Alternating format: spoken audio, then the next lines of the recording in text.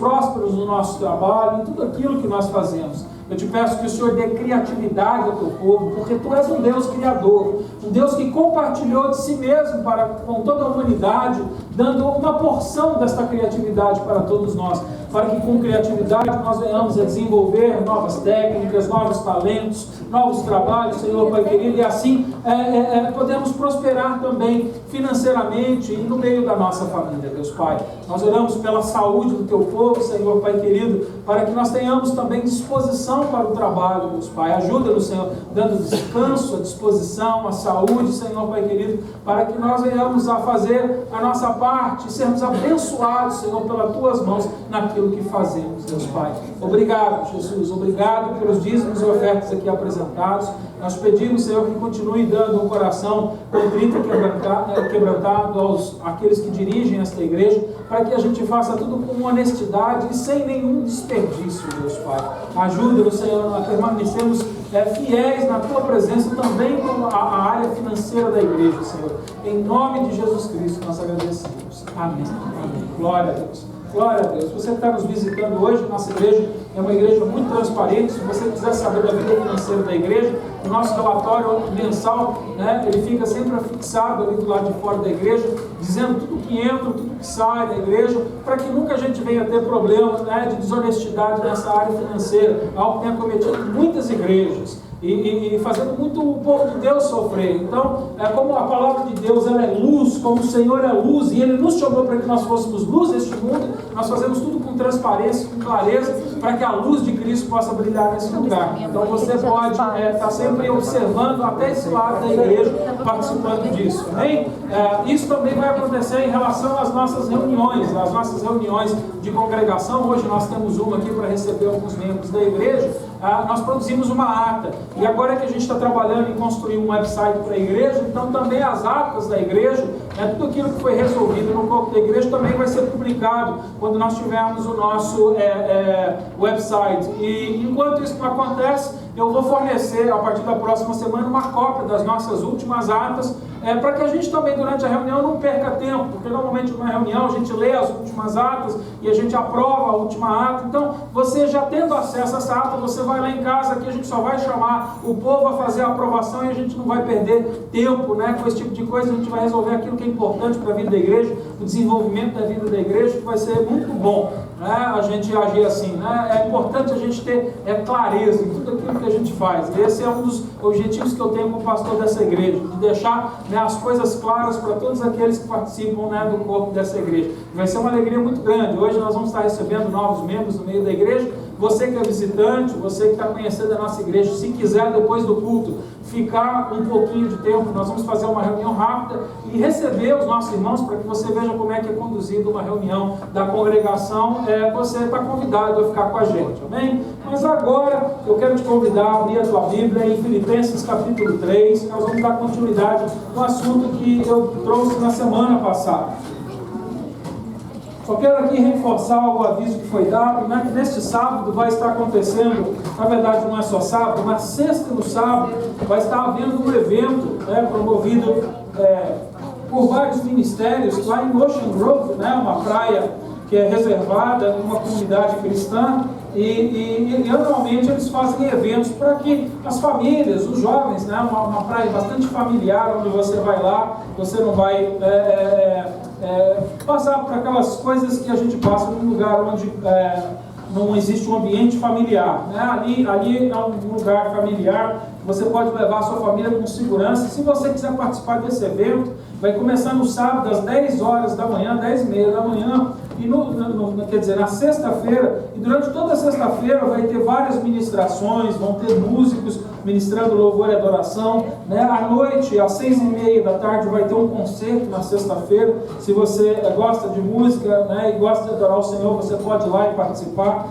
Existe um custo para participar desse concerto, eu acredito que é $25, pelas informações que nós temos. E no sábado, durante o dia, as atividades são gratuitas, você só paga o fim da praia. Aqui toda a praia a gente paga uma entrada e lá também se paga uma entrada. Então eu acho que é a única coisa que você vai pagar. E eles vão ter uma série de atividades, de palestrantes, de ministrantes ali, louvor e adoração. Vamos dar aqui estou vendo aqui, às 8 horas da manhã, tem que acordar cedo, quem quiser aprender a surfar. Eles vão dar uma clínica de surf lá para quem quer aprender a surfar, umas 8, outras 9 e outras 10. Eles vão ter clínica de soccer, às 2 horas da tarde, eles vão estar ensinando a respeito de futebol. Aqui eu acho que ninguém precisa aprender, precisa? Aqui só tem craque, né? Amém. Hã? Eu não sei quanto é que paga para entrar na praia. Alguém tem ideia de quanto se paga? 7, 8 dólares normalmente para entrar numa praia. É o valor normal das praias. Mas é aí que é o concerto? Não. O concerto é na sexta-feira, num local ali próximo da praia, que existe um tabernáculo, uma área bem grande. Ali se paga para entrar, para assistir o concerto. Outros anos foram gratuitos. Eu acho que esse ano eles não conseguiram patrocinadores suficientes, estão cobrando para entrar. 25 por pessoa. Isso, tá? Então tem essa atividade, eu quero incentivar, o Daniel e a Renata estão organizando com os jovens, eles vão fazer essa atividade lá com os jovens. Você que é jovem, queira participar, procura o Daniel e a Renata, e nós precisamos de pessoas que queiram ir para lá e estejam voluntariando também espaço no carro, para que a gente possa levar os jovens que não têm carona. Então, a gente tem em torno de umas 6 ou 7 pessoas que vão necessitar de carona. Se você estiver disposto a ir, nos ajudar, levando esses jovens, deixa a gente saber. Fala com o Daniel, com a Renata. Cadê o Daniel? Daniel, levanta o Daniel para o pessoal te conhecer. Isso. Irmão Daniel. Tá aqui, o bigodinho, Daniel. Eu falei no dia dos pais hoje, só tinha filho de português nesse lugar?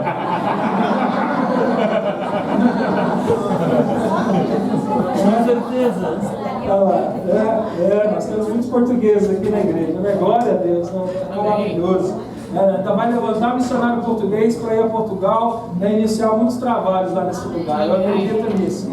Se não levantar os portugueses, vão os espanhóis, vão os brasileiros, vão também. Não é verdade?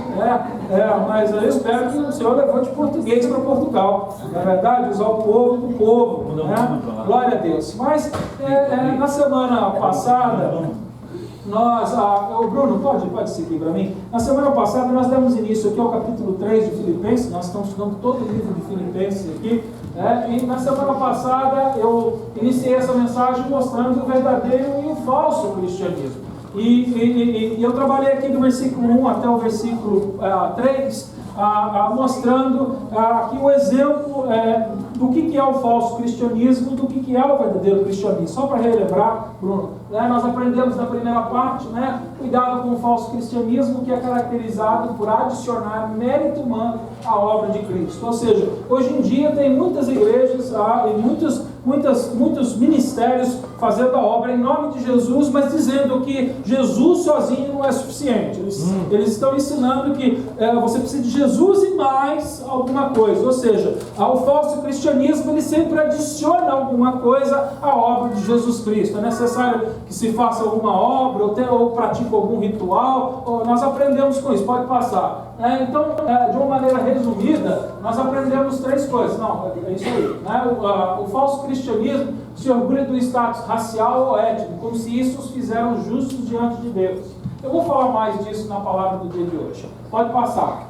O falso cristianismo se orgulha das obras feitas por homens, como se isso os fizessem justos diante de Deus. E outra coisa que nós vimos é que o falso cristianismo se orgulha de rituais religiosos, como se isso os fizessem justos diante de Deus. Então o falso cristianismo, ele sempre acrescenta alguma coisa, dizendo, não, você precisa de Jesus, mas tem que fazer isso, tem aquilo outro. Então é sempre Jesus mais alguma coisa. Esse não é o verdadeiro cristianismo, segundo a palavra de Deus. Então nós vimos também nessa passagem, qual é o verdadeiro cristianismo. O verdadeiro cristianismo é caracterizado pela total dependência na pessoa e na obra de Jesus Cristo para a salvação. Ou seja, o verdadeiro cristianismo ele se apoia somente na obra de Jesus Cristo, na pessoa de Jesus Cristo e nada mais. Ou seja, se nós praticarmos alguma obra, a obra vai ser resultado da obra de Jesus em nós. E não que a minha obra vai me levar a Jesus Cristo. Pode passar. Então, a primeira coisa que a gente viu na semana que passou é que o verdadeiro cristianismo encontra alegria no Senhor. A segunda coisa é que o verdadeiro cristianismo está fundamentado na obra, adoração de Espírito e na glória de Jesus Cristo. E a terceira coisa que nós aprendemos é que o verdadeiro cristianismo não confia na obra da carne. E foi aqui onde nós paramos, no domingo passado. Nós vimos esses 3 primeiros versículos e nós aprendemos a respeito disso. Que não é através das obras da carne que nós vamos nos aproximar de Deus. Não é a obra da carne que vai trazer a justiça de Deus sobre a nossa vida. Então, a partir de agora, eu vou seguir do versículo 4 ao versículo 11, onde agora Paulo ele vai usar o seu próprio exemplo. Ele vai dar o exemplo da vida dele para ilustrar essas verdades que eles estavam fazendo, que ele estava comentando e ensinando à igreja de Filipenses. Ou seja, ele estava ensinando a igreja a identificar o verdadeiro cristianismo do falso cristianismo. E aí você pode me perguntar hoje, mas pastor, para que eu preciso saber o que é falso cristianismo e o que é verdadeiro cristianismo? Bom, eu posso dizer que existe uma série de razões para você fazer isso. Em primeiro lugar, para que você possa ter convicção no coração de que você está com Cristo. Para que você tenha convicção de que você de fato esteja com Cristo, você precisa entender qual é o verdadeiro cristianismo, para que você possa olhar para si mesmo, fazer uma reflexão e ver se de fato você é um verdadeiro cristão. Se você tem em si a justiça de Deus. Outro ponto importante para que a gente aprenda a respeito desse assunto é para que você possa ter discernimento. Nós não oramos pedindo discernimento para Deus. A palavra de Deus nos diz que o Espírito Santo vai nos dar discernimento, vai nos ensinar de acordo com a verdade, vai nos fazer lembrar a verdade. Ele não diz isso na palavra de Deus. Então eu preciso aprender a discernir. E como hoje é difícil, ninguém coloca um crachá hoje dentro da igreja dizendo, não, eu confio só na justiça de Jesus. Eu não, eu confio nas minhas obras. E a gente sabe que dentro de muitas igrejas existem pessoas dos dois lados. Aliás, Jesus alertou isso quando ele fala a respeito da separação, quando ele vai, quando chegar o dia, ele vai fazer a separação do trigo e do joio. Ou seja, então ele deixou claro para a gente que no meio do convívio da igreja vai crescer o trigo que ele plantou, aquele que tem possibilidade de germinar, aquele que tem possibilidade de produzir mais trigo, e o joio, que é exatamente idêntico ao trigo, mas é vazio de semente, é vazio de possibilidade de se reproduzir, porque só tem a casca. Alguém já pegou aqui um fruto ou uma semente que estava fechadinho dentro da sua casca, e na hora que você quebrou não tinha nada dentro? Alguém já teve essa experiência aqui? Eu já tive essa experiência. Às vezes, uma vagem, você abre e não tem feijão dentro. Ou uma fruta, você olha por fora, está bonito, você abre e não tem nada dentro. Ou uma palha com alguma coisa dentro, você abre e não tem. Milho, quem vem da roça aqui sabe. Às vezes você abre um milho assim, só tem aquela espiga do meio, não tem um dentinho de milho ali naquele milho. Já viu isso? Já vi. O milho. Por quê? São plantas estéreis. Elas não têm semente, elas não têm um conteúdo, elas não podem gerar vida. E no reino de Deus, a palavra de Deus diz para nós que existe também na igreja gente que não tem vida, que não vai poder se reproduzir, mas vai crescer junto. A aparência é a mesma. Ele carrega a Bíblia que nem você carrega, ele ora que nem você ora, ele fala de Jesus que nem você fala, ele canta que nem você fala, mas na hora que você abre a casca não tem nada dentro. Só que não é para que eu e você decida quem é e quem não é. Quem vai fazer essa separação no final é o próprio Jesus Cristo. E ele diz que ele vai pegar, o joio vai pegar essa palha e vai lançar no fogo. E ele vai separar o trigo. Mas eu preciso, porque eu tenho que me relacionar com as pessoas dentro da igreja, eu preciso ter discernimento. Porque o discernimento vai nos livrar de muita dificuldade na nossa vida. E é por isso que é importante a gente conhecer o verdadeiro cristianismo do falso cristianismo. Uma coisa que eu incentivo no meio do povo de Deus é que nós, como irmãos, nós temos que nos ajudar uns aos outros. Se um irmão aqui tem um negócio, eu vou procurar o serviço de um irmão que tem um negócio aqui dentro, não de uma pessoa que eu não conheço, de um ímpio lá fora. Eu vou abençoar a vida de um irmão, e eu incentivo isso aqui na igreja. Mas a gente sabe que muitas vezes no convívio da igreja a gente quer ajudar um irmão e a gente acaba sendo prejudicado. Já aconteceu isso com alguém aqui? Não, aqui não. Eu sei que aqui isso não acontece. Só no Brasil. Aqui não. Mas às vezes acontece. E por que isso acontece? Porque muitas vezes nós não somos capazes de discernir quem tem o fruto do arrependimento e quem não tem o fruto. Porque a palavra diz para que eu não julgue a pessoa, mas que eu julgue o fruto que a pessoa está dando. Então esse discernimento vai me ajudar a me livrar de problema. Às vezes a gente quer até ajudar um irmão, e aí você olha para a árvore dele e o fruto não é de arrependimento. Então a melhor maneira de eu ajudar esse irmão, e eu já ensinei isso aqui na igreja, talvez não seja contratando o trabalho dele, seja continuar discipulando ele, para que ele possa então conhecer Jesus e ser transformado à imagem e semelhança de Deus Pai. Essa talvez seja a melhor maneira. Então o discernimento vai me ajudar a ajudar a pessoa naquilo que ela precisa, e não naquilo que eu penso, eu acho que ela precisa. Isso é muito importante a gente ter. Então, com essas razões em mente, eu preciso aprender, com o exemplo agora de Paulo, a discernir o que é falso e o que é verdadeiro, o que não é. Aliás, talvez hoje você tivesse esperança, hoje o pastor vai pregar uma palavra específica para o Dia dos Pais. Eu não vou pregar uma palavra específica para o Dia dos Pais, porque a gente faz isso no Dia das Mães, porque a gente prega a respeito do pai o ano inteiro. É verdade. Alivia aí, pastor. Na verdade, não é que eu estou diminuindo as mães. Presta atenção, não é isso, não é porque. Mas é que Deus é a figura do Pai. E eu prego o Evangelho, e quem prega o Evangelho prega do Pai todo domingo. Até quando eu prego no Dia das Mães uma mensagem para a mãe, eu falo do Pai. Porque Deus é Pai. E aqui as crianças hoje fizeram uma homenagem bonita, O Valmir, na semana passada, dobrou a mesada da filha dele. Vocês tinha até uma lista escrita. Ô pastor, não Eu acho que ele que escreveu, cara. Não revela o mistério, não. Eu acho que ele que escreveu aquela lista. Mas tudo bem. Mas é assunto dele. Tudo é válido. Mas aí a gente viu aquele vídeo, O pai que faz isso, o pai que faz aquilo. E eu estava ali atrás assim, eu estava misericórdia. Porque essas criancinhas ainda olham para a gente e eles de fato, quando olham, quando são crianças pequenas, olham para a gente. E a imagem de pai que muitas vezes, se você é um pai participativo, que eles têm é uma imagem muito semelhante à imagem de Deus, do protetor. E na verdade, quando Deus estabeleceu o princípio das famílias constituírem a terra, Deus ele tinha no plano de Deus a figura do pai ser o exemplo vivo dele dentro do lar. E quando eu penso nisso, a única coisa que eu posso dizer é misericórdia. E eu fiquei olhando para aquelas coisas ali e eu estou assim, Senhor, misericórdia. Misericórdia. Porque eu falho miseravelmente diante de tudo aquilo que a gente vê no exemplo do nosso Pai Celestial. E se não fosse a misericórdia de Deus sobre a minha vida e a vida dos meus filhos, nós estaríamos perdidos. É lindo a gente poder ver, mas eu sei que aqui os pais não falham, mas eu falo.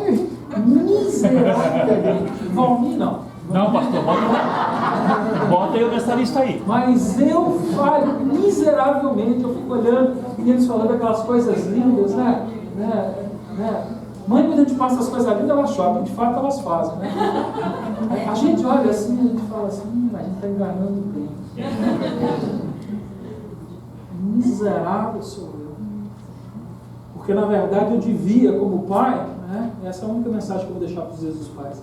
Como pai, eu devia estar sendo a imagem e a semelhança do Deus Pai, do Deus Altíssimo, dentro do meu lar.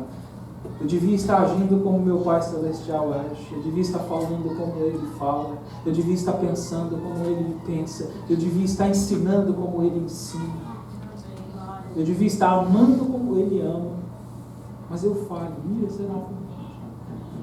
Mas graças a Deus, Ele é misericordioso. Aleluia. Pela graça e pela misericórdia que Ele derrama sobre as nossas vidas, ainda assim eu posso vir aqui na frente, ganhar um abraço, um beijo e um presentinho, um feliz dia dos pais. Por causa da misericórdia de Deus que está sobre a minha vida. Mas vamos fazer a leitura da palavra de Deus. Filipenses, eu vou ler novamente do versículo 1 até o versículo 11, para não sair do contexto da palavra. Mas eu vou trabalhar do versículo 4 em diante.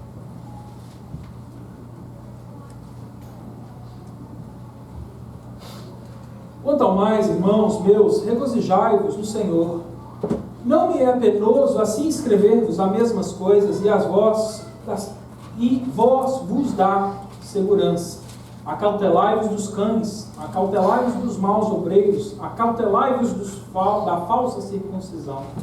Porque a circuncisão somos nós, que servimos a Deus em espírito e nos gloriamos em Cristo Jesus e não confiamos na carne. Se bem que eu poderia até confiar na carne, se algum outro julga poder confiar na carne, ainda mais eu, circuncidado ao 8º dia, da linhagem de Israel, da tribo de Benjamim, hebreu de hebreus, quanto à lei, fui fariseu, quanto ao zelo, persegui a igreja, quanto à justiça que há na lei, fui irrepreensível.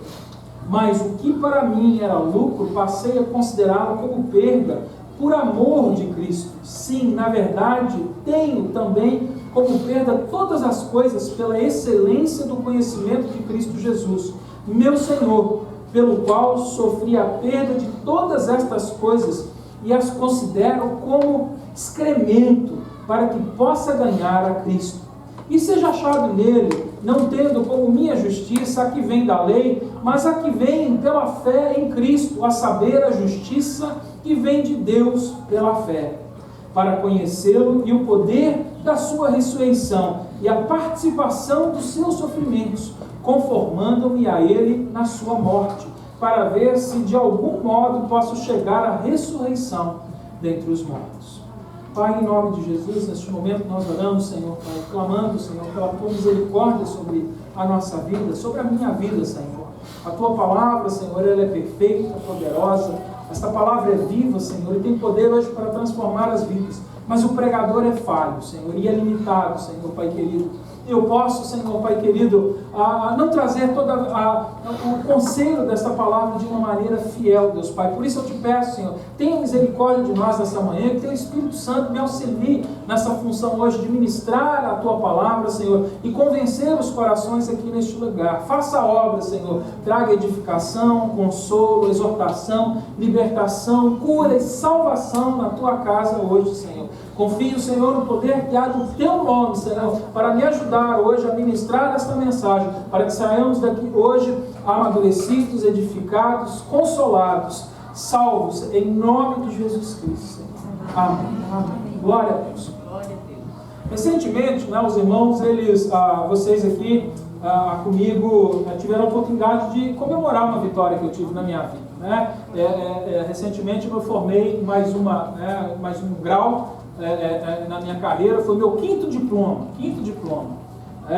Eu formei como técnico em química, eu formei em odontologia, eu formei em bacharel em teologia, eu formei em bacharel em estudos bíblicos, em ciências da Bíblia, e agora recentemente me formei como mestre em divindade. Mas nada disso, nenhum desses títulos tem valor algum diante da obra que Jesus realizou na minha vida. Na verdade, eu acho que vocês, quem já teve a oportunidade de entrar dentro do meu escritório, parece mais um armazém do meu escritório, na verdade, mas por isso eu nem chamo você para lá, que tudo que não cabe na igreja está lá. Por isso que você não vai para lá, porque você cabe na igreja. Amém. Mas tudo que não cabe na igreja vai para lá. Mas se você entrar no meu escritório, você vai ver que não tem nenhum diploma em parede. Eu nunca coloquei diploma nem numa parede, porque o que eu aprendi quando eu conheci o Senhor Jesus é que o que me faz o que eu sou não é o diploma que eu tenho. O que faz o que eu sou foi a obra de Jesus Cristo realizada na cruz do Calvário. Amém. E se hoje eu estou diante da igreja ministrando como um pastor, não foi por causa da escola de teologia, pelos títulos que eu recebi, foi porque o Senhor Jesus, pela sua misericórdia, me chamou para ministrar como pastor desta igreja.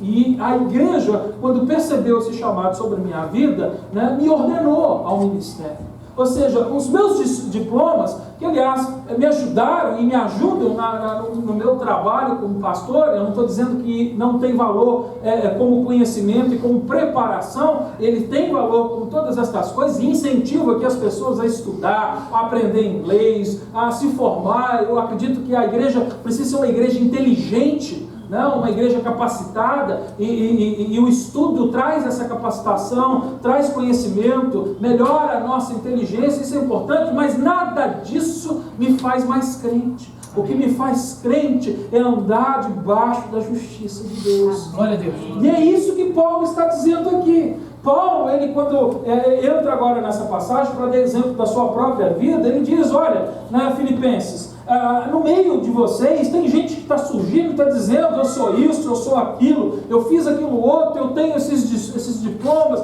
eu tenho essa série de coisas, mas para que você venha a Jesus, você precisa de Jesus e do meu ensino, de Jesus e da minha unção, de Jesus e da minha oração. Quer dizer, né, o homem estava incluindo no meio da obra de Jesus e dizendo, ensinando no meio da igreja que a igreja dependia também dele para que a igreja recebesse a salvação. Então Paulo ele diz aqui, né, se alguém pudesse se gloriar de alguma coisa entre todos os irmãos que estão aqui nessa igreja, essa pessoa era eu, porque igual a Paulo verdadeiramente não existia. E a gente vê que até entre os apóstolos reconheciam que Paulo era um cara extraordinário. Pedro, né, quando ouvia Paulo falar, ele estava registrado lá na primeira e na segunda carta de Pedro, né, onde ele fala, não, Paulo fala umas coisas difíceis.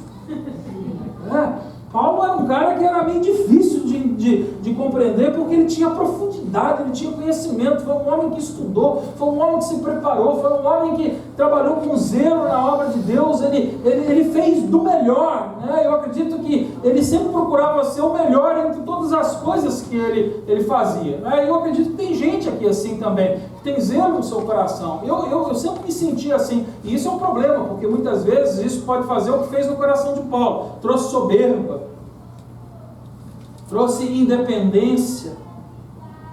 Nós queremos ser o melhor, ser o melhor aluno, né? Graças a Deus eu continuo querendo ser um bom aluno dentro, mas hoje o meu motivo mudou, porque no passado eu queria ser o melhor aluno para que eu fosse o primeiro da classe. Hoje eu quero ser o melhor aluno, e eu fui o melhor aluno da minha turma, não porque eu queria ser o primeiro da classe, porque eu queria honrar as pessoas que investiram financeiramente na minha vida para que eu pudesse estar lá, porque não foi eu que paguei esse último curso, a igreja me ajudou, vários irmãos me ajudaram financeiramente, pessoas espalhadas nos Estados Unidos que até nem conheço, foram lá e doaram o meu nome para que eu pudesse me preparar e servir melhor na casa de Deus. Então eu quis fazer o meu melhor para que eu honrasse o meu Senhor Jesus, porque o meu Senhor Jesus levantou a provisão e o sustento necessário para que eu recebesse essa formação. Então o nosso coração precisa mudar, nós temos que continuar buscando o melhor. Paulo continuou buscando o melhor, mas ele entendeu que tudo isso que ele tinha feito, se ele pudesse se gabar, ele era a pessoa, mas tudo ele contou como se não tivesse nenhum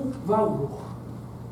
Aliás, a palavra que ele usa aqui, talvez na sua Bíblia, a maioria das traduções traz refúgio. Na sua Bíblia está refúgio, né? Algumas já traz excremento. Que a palavra aqui grega, na verdade, ela significa excremento, né? Você me perdoa, mas a gente tem que falar um português simples, ele está falando de cocô. É disso que ele está falando.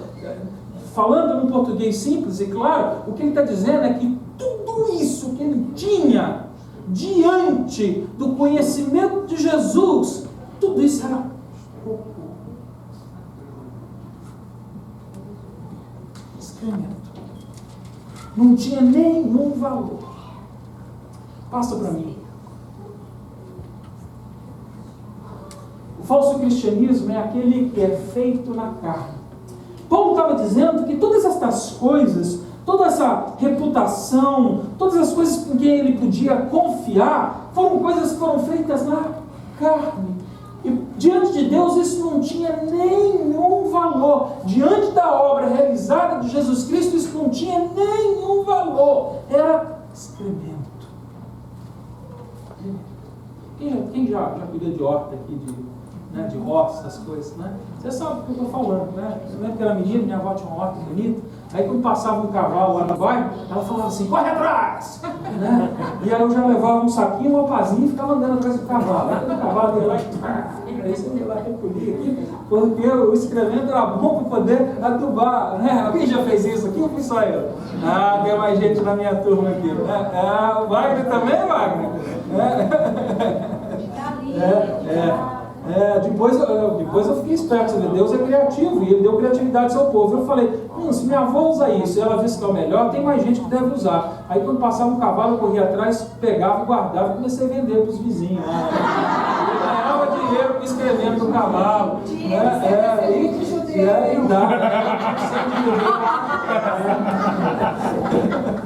E Deus falava alto. É verdade. Mas excremento, a gente lidar com aquela coisa que é o rejeito, aquilo que não serve para mais nada. Quer dizer, no nosso caso ele até serve porque ele refertiliza a terra de novo. Por quê? Porque o excremento é o quê? É o resto daquilo que foi produzido no nosso corpo. E a palavra diz que do pó a gente veio e para o pó a gente vai voltar. Graças a Deus, pelo menos por uma coisa nós vamos ter utilidade nessa terra, para readubar a terra. Tem gente que não serviu para mais nada na vida, não é verdade? Pelo menos para readubar a terra onde ele ficou. Alguns vão servir. Mas eu não quero ser usado só como adubo no fim da minha vida. Eu quero que a minha vida seja para a honra e glória do Senhor Jesus. E por isso Paulo, quando ele olha para tudo isso que ele fez, ele fala, se eu morrer desse jeito, confiando nestas coisas todas que eu fiz, a minha vida só serviu para ser adubo da terra. É tudo dejeto, é tudo excremento. Então eu quero que a gente faça agora, eu não vou demorar muito em versículo 4 ao versículo 6, porque a gente já falou um pouco disso na semana que passou, mas eu quero destrinchar aqui algumas das coisas que Paulo mostra para a gente, que mostra o cristianismo feito na carne, ou seja, aquele cristianismo que não tem poder para salvar, aquelas obras que não têm poder para salvar. E a primeira, pode passar, Bruno. A primeira, a salvação não é por religião. Está aí no versículo 4, não é isso? Ele diz, circundado ao 8º dia. Aí você fala assim, mas o que isso tem a ver? Tem muito a ver.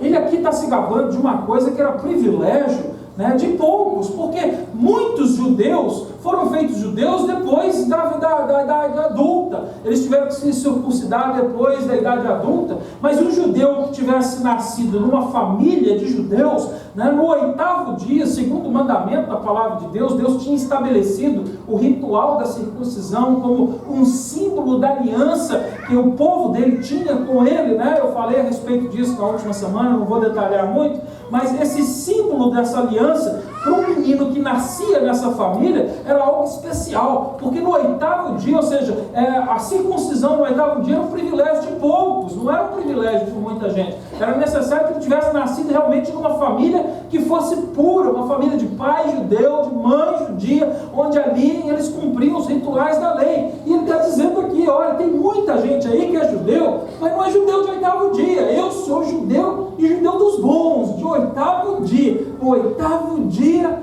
eu fui circuncidado. Você sabe por que Deus deu o 8º dia? Alguém sabe aqui por que Deus deu o 8º dia? Tem duas razões. Porque Deus estabeleceu o 8º dia como o dia da aliança. Isso, vai passar por aí. Mas a primeira coisa é que na Bíblia, a palavra de Deus mostra que o número 7 é o número das coisas que estão completas. 7 semanas, 7 notas musicais, os 7 continentes, os 7 mares, os 7 cores do arco-íris. O 7 fala da inteireza, daquilo que Deus iniciou e terminou, daquilo que é completo. O 7, o número 7 na Bíblia representa algo completo. Então o número 8, ele representa um novo início. E como o povo, né? O homem já havia sido criado, mas pecou diante de Deus e a humanidade falhou miseravelmente. Graças a Deus pela misericórdia de Deus, que quando olhou para Noé, aliás, se você quiser hoje lá em Novo Branco, eu vou pregar sobre Noé hoje lá, né? 7 horas da noite. Graças a Deus ele olha para Noé e acha graça, ou seja, misericórdia derramada sobre a vida de Noé, e ele restabelece toda a humanidade agora através dessa família, porque ele traz o dilúvio, elimina com todas as pessoas sobre a face da terra, deixa só a família de Noé e recomeça de novo, um novo começo. E mais para frente Deus separa um povo para que fosse o povo dele, um novo começo, uma nova aliança. Então esse é o primeiro motivo de Deus ter estabelecido essa aliança, esse ritual no 8º dia. O segundo motivo a ciência explica. O dia 8º é o dia em que nosso corpo está no pico da vitamina K. E vitamina K é a vitamina necessária para que a gente possa cicatrizar. Então é o melhor dia para você cortar alguma coisa, porque é o dia onde você está no potencial do seu corpo para cicatrização. Olha que Deus, como ele conhece as coisas perfeitamente. A ciência só confirma que Deus já sabia, na verdade. Então é por isso que é no 8º dia. Mas ele se gaba disso. A minha confiança a minha confiança não está agora mais no fato de ter sido circuncidado no 8º dia. Isso diante de Deus já não tem mais nenhum valor. E eu perguntei para os irmãos na semana que passou. Tem muita gente aqui confiando no fato de ter nascido em uma família cristã. Quem é que está aqui confiando a sua salvação no fato de ter nascido em uma família cristã? No fato de ter um pai cristão, uma mãe cristã? Esse tipo de confiança não traz a salvação. Pode passar o próximo. O segundo, que a gente aprende aqui nessa passagem, é que a salvação não é por raça. Olha o que ele diz aí, da linhagem de Israel. Ou seja, ele diz, nasci, fui circuncidado no 8º dia. Agora ele diz, nasci da linhagem de Israel. Paulo, a gente sabe que ele não nasceu na cidade, no estado de Israel. O povo de Israel tinha sido disperso. Eles viviam em várias cidades. Ele nasce em Tarso, que é a região da Turquia, mas o fato de ele ter nascido fora do país, para ele não influencia, desde que ele nasça de pais que são o quê? Da linhagem de Israel. Ele tinha uma linhagem, ele tinha uma descendência, mas descendência também aqui, linhagem, raça, etnia, não traz a salvação. Ele diz que tudo isso diante de Deus é lixo. Talvez você, como eu disse na última semana, tenha confiado de ter nascido num país cristão.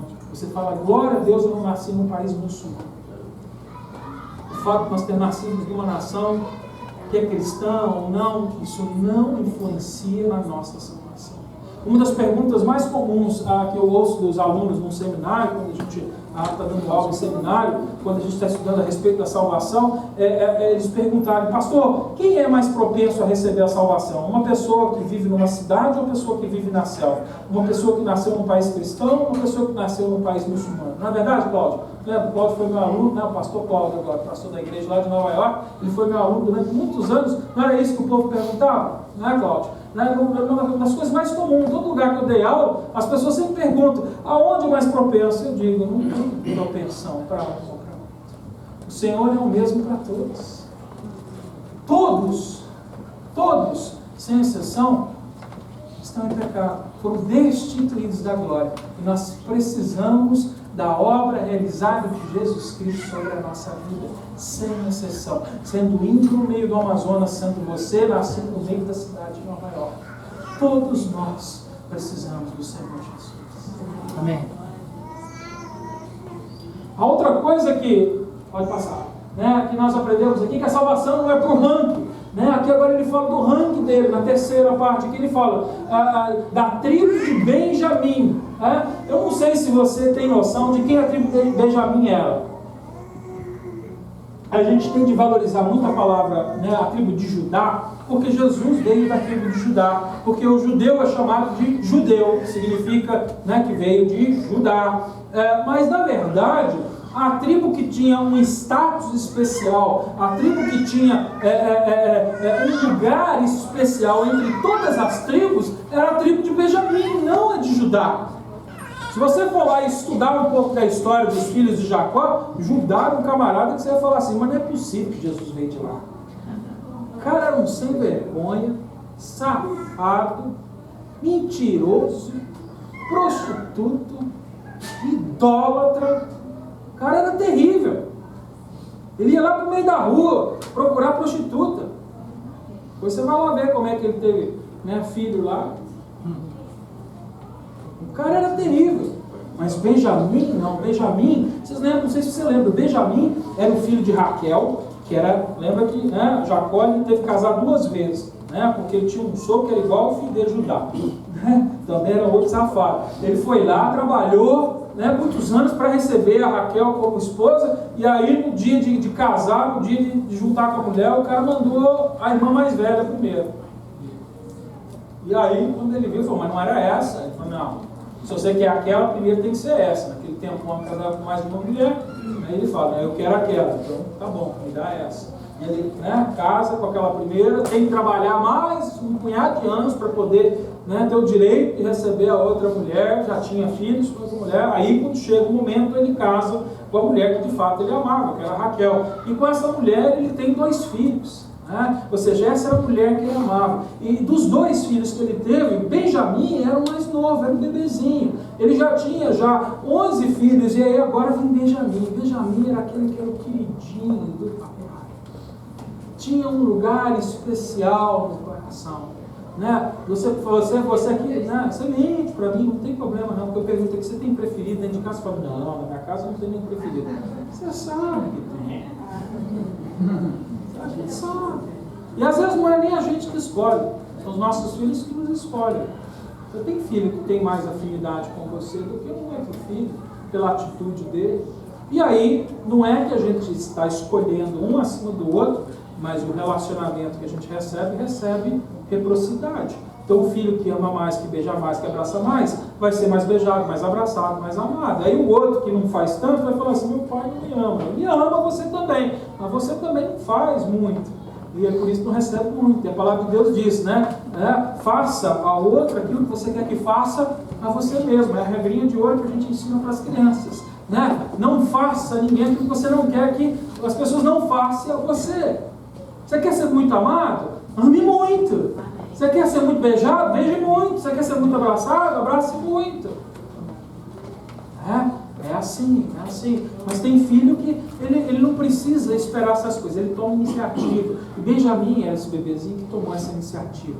Ele conquistou um lugarzinho especial no coração do pai. Ele era o filho mais novo da mulher mais amada. Ele tinha um lugar especial. E olha como isso refletiu no caráter dele.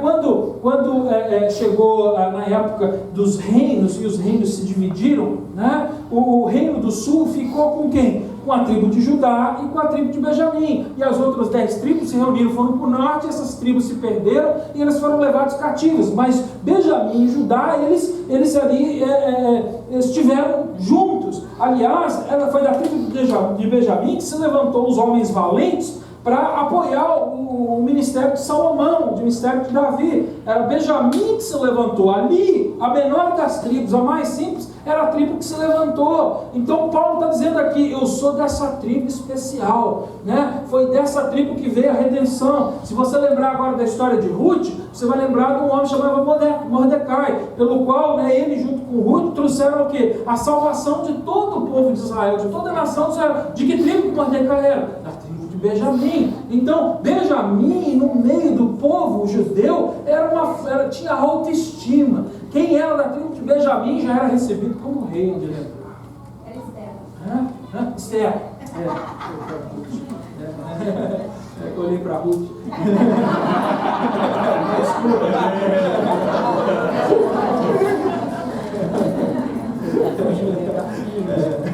Desculpa.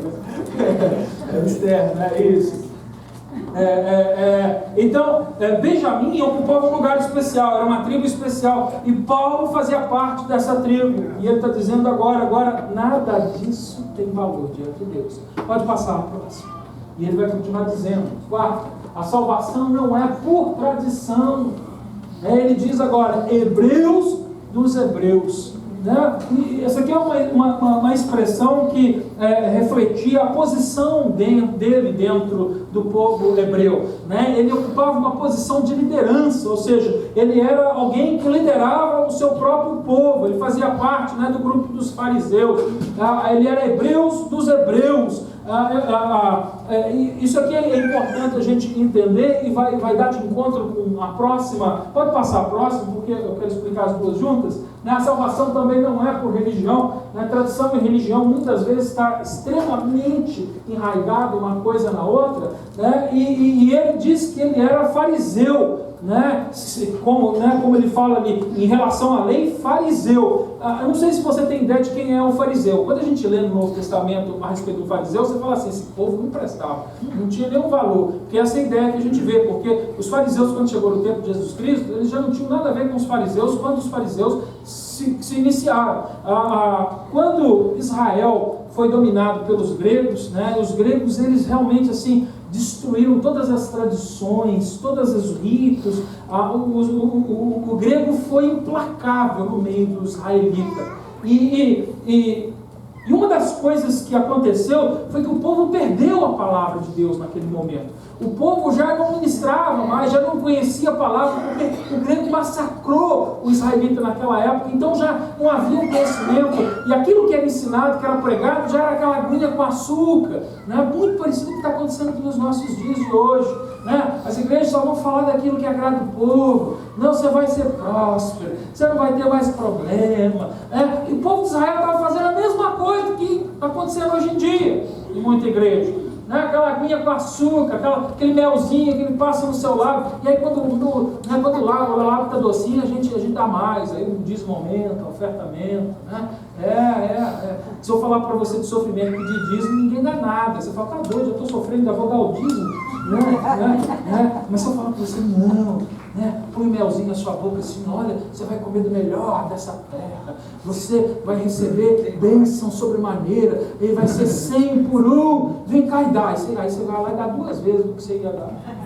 É assim, a técnica é essa. Hoje em dia a técnica é essa. Eu passo o melzinho e peço oferta, e o povo vem e dá mais. Porque se eu falar de sofrimento, que é a palavra de Deus também, e pedir oferta, o povo vai vir, mas tinha que pagar, é verdade, mas eu estou sofrendo. Você está sofrendo, você lembra do bolso? Do bolso. Você pensa no bolso. É assim que hoje acontece. Mas aqui, esse povo estava sofrendo, estava passando dificuldades, a palavra de Deus tinha sido, destruída, vamos dizer assim. Ela era só aquela aguinha com açúcar. Então, o grupo de fariseus foi um grupo de homens que se levantou, que tinha zelo pela palavra de Deus. E eles falavam assim: nós não podemos deixar a palavra de Deus se perder no meio do nosso povo. Os nossos filhos já não falam mais as nossas línguas, os nossos filhos já não conhecem mais a nossa cultura, os nossos filhos já não mais andam nos caminhos do Senhor. Nós temos que mudar isso. Então os fariseus se levantaram com esse propósito no coração, de trazer de volta a palavra de Deus, o mandamento de Deus, para que levasse a nação de volta a Deus. E eles assim começaram. No princípio eles trouxeram